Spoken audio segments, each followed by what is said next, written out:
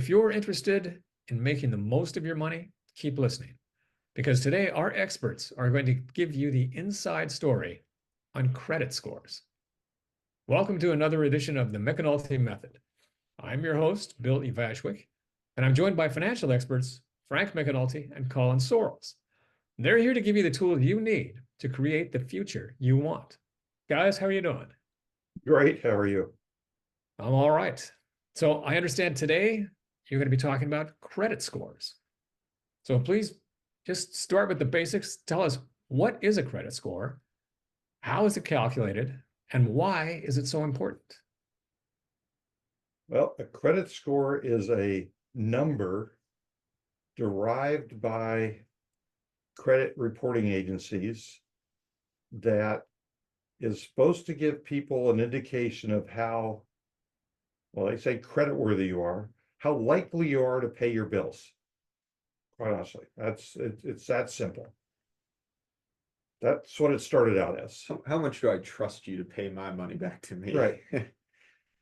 What it's evolved though into in recent years is a score of how good a person you are in many ways, not only financially, but also trustworthy, how much they can rely on you to work properly and everything else. It's gotten a lot more important because it used to be all you cared about is your credit score. You're applying for a loan, you're applying for a credit card. They go, oh, you got really high credit score. We can give you a lower interest rate because we know we're going to get repaid. Now, though, you go to rent an apartment. They run your credit score. Okay, is this a trustworthy person? Do they stick with what they say they're going to do? Are they going to pay their rent? Also, you apply for a job. They're going to run your credit score. You come back with a really low credit score and somebody else has a much higher credit score, they're going to give that job to the person with a higher credit score. It may have nothing to do with anything, but that's what it's morphed into. And it's really weird, the scale. You would think credit score would be like 0 to 100 or 0 to 1,000 or something. But no, it's like 350 to 850. I have no idea why that scale exists, but it does. How it's calculated is based on the two most important things are how reliable are you in paying your bills? Right. Do you always pay when you need to pay the money back? You always pay on time. And two, how much of your outstanding credit have you actually used? And that's what gets most people in trouble. Right. So, because most people think, so let's say you have $1,000 credit card. And they say, okay, this is great. I'll show them how good I am. I'll run it up to $900 a month, but I'll pay it off every month. So it'll be paid off 100%. And a rational person would think that's a good thing. It shows I'm responsible. I use it, I pay it off. I use it and I pay it off. Unfortunately, as with most things or many things in the world, it's not rational. What the credit company wants to see is that you always have available credit. Right. And so let's say you're in, a lot of times payments are due like around the 20th of the month. Not sure why. Always like the middle. But the middle. And so the credit rating agencies then check how much credit you've used. But they don't always check when it's due. In the first week of the month. Yeah, they check randomly. So if you've run up your credit card to say $700 on that $1,000 credit card, well, now you've used 70% of your available credit. That's bad. The credit card rating agencies want you on credit cards to never use more than 30% of your available credit. If you every month they check and you've got 70-80% on your card, your credit's going to go down, even though you pay it off every month. So I said, doesn't always make sense. But And I'm not sure anybody knows exactly how it's all calculated. So for instance, I got an email today saying my credit score went down 5 points. I I don't know what I did. I don't know what I didn't do. But it went down 5. Now, do I care? No, not really, but I am slightly annoyed that it went down for no reason. But it's not gonna hurt me because mine's high enough as is. So why it's important, because your entire life anymore revolves around where your credit score is. Oh, in every way. Not even, you said it, jobs, loans, trying to rent it, insurance rates, Oh everywhere. yeah, forgot insurance companies. You might not be able to get car insurance if you have a really bad credit score. No. And nobody's really sure how it's, you say, how is it calculated? Depends who you ask, because they all weight these things differently, and they don't even all have, I think they all have the same scale, the 350, 850, but what qualifies as good versus very good is different depending on who you talk to. Right. So it's all very Oh, confusing. But okay. you could, Well, I was just go going to ahead. say, so what's the best way for young adults to start building their credit score? Well, it's not with a debit card, because a debit card does not help you build credit. And so let's say, young adults, what are they gonna, they're gonna owe rent usually. Well, usually that doesn't help because the apartment project or your landlord doesn't report you every month as being Right. a good risk. It'll hurt you really bad if you don't pay your rent, because then they'll report you. It's really get a credit card.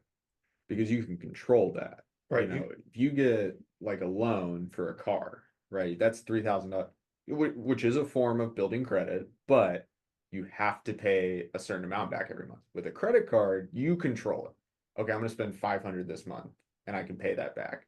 If next month's a little tight, I don't spend as much and I don't get myself into trouble by missing a payment or, oh, I can't afford that this month.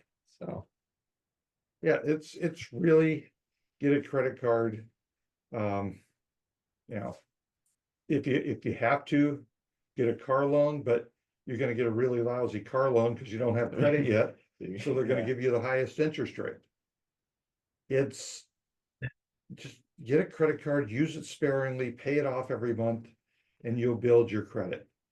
It's like most things. So what do people always complain about? Well, I do one thing bad and I'm gonna hear about it for a year, right? That's the same with credit cards. You make all your payments on time, everything's going great, and then something happens. Who knows? Your bill doesn't come in the mail, or the email accidentally gets deleted, and you just forget to pay your credit card. So now you got a late payment. Well, your credit's gonna go boom. It's gonna take a Huge dive. maybe not huge, but it's gonna take a Well, pretty good hit. Depends how long you've. And then it's gonna take 6 months to get it back to where it was. Oh, at least. So When I was young, it was brutal. It was like, man, I think I dropped, and I don't even know what I did. I don't know what I did, but I dropped 20, 30 points. It probably took a year to get it back 20, 30 points. I mean, I was like, man, I'm going up like 4 points this month, 4 points, but in 1 month, can drop 10, 15, 20 points. and I've heard that complaint from a lot of young people, including my daughter. So The other thing I wanted to say on it was, my tip when I was, well, even today, but when I was young was, to the extent that you can, spend your credit card like a debit card. But the other thing, if that's hard for you to look into, is a secured credit card, where your credit limit is backed by, you have to put $500 down to be able to spend $500, right? And that's a way you could build credit, and you don't have to run the risk of, oh crap, I can't pay this back at the end of the month. Right. The money's already there. Now that's, something people sometimes do when they can't get a credit card any other way, but I think it helps with the habit of, okay, I'm not spending money I don't have, because that's the risk you That's always true. run when you get a credit card. mhm. All right. Well, this was excellent info, you guys. Thank you very much. But I do have one more question for you, and it's the question of the day, and this was from Patrick. And this is interesting. It kind of hits on some stuff you guys were talking about. Patrick writes, I'm shopping for a new car and will be financing around 50% of it. I was playing around with the online calculators and realized that my monthly payments were the same whether I had a credit score of 720 or 800. What's the point in maintaining an excellent credit score when anything above 720 gets the same result? Well, it's kind of like Frank said, you don't get as much benefit for once you cross a certain tier. You don't get as much benefit for being this much better than where you were. The real key, you don't want it to be low because they will nail you if it's under a certain number, right? So if you, we got this question, I went and looked at a calculator. So let's say you have a 750 credit score. You get, they estimate you get about 6.5% on a loan. And you have an 850, it goes only down to 5. But if you go the other way, let's say you lose 100 points. So you were at getting a 6.5%, but you lose 100 points on that, you're down to a 650. That number is almost 9. So it's one of those, nobody cares when you're doing the good stuff. But once the bad stuff, they'll get you for it. So well, I think it's more, if you have an 800 credit score and something happens, then you're going to go to 750. you get a cushion there too. You got a cushion. If you got a 720 credit score and something happens, like Colin says, now you're going to 650.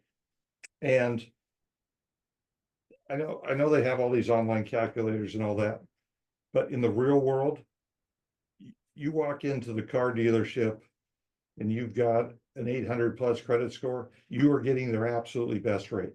Right.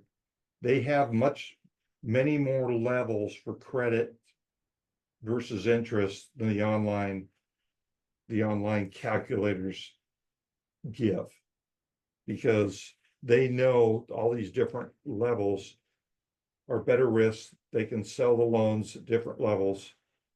And so, yeah, do you want to obsess over it? I know there's big famous people that say, don't obsess over it. Once you get over, I believe Clark Howard says, once you get over 780, don't worry about it. But you want to know something? If you get over 780 and you maintain those habits, before you know it, you're going to be over 800. Yeah. And before you know it, you're going to be 820. And so I equate it to, you can't take a class and say, I'm going to work to get a C. All I need is a C, so I'm just going to get a C. Well, how do you just get a C? You run the risk of getting a D. You run the risk of getting a D. So you may try to get an A and you just don't. You end up with a B. But so it's not a question of trying, it's just continuing to do the good things, and your credit score will just go up. All right. Well, thank you guys. That was actually very informative stuff. And Patrick, I hope that answered your question. Now, on our next episode, I understand you'll reveal some secrets about credit cards that can really help you lead a smarter financial life. So for you listening, don't miss this one. You're going to find out how to be smarter with credit cards and really make the most of your money. So thanks for listening. Guys, thanks so much for the wisdom and credit score info. And if you want to learn more about what we talked about tonight or anything else, you can check out other episodes at our YouTube channel at The McEnulty Method, or wherever you're listening to this podcast. And we'll see you next time on The McEnulty Method.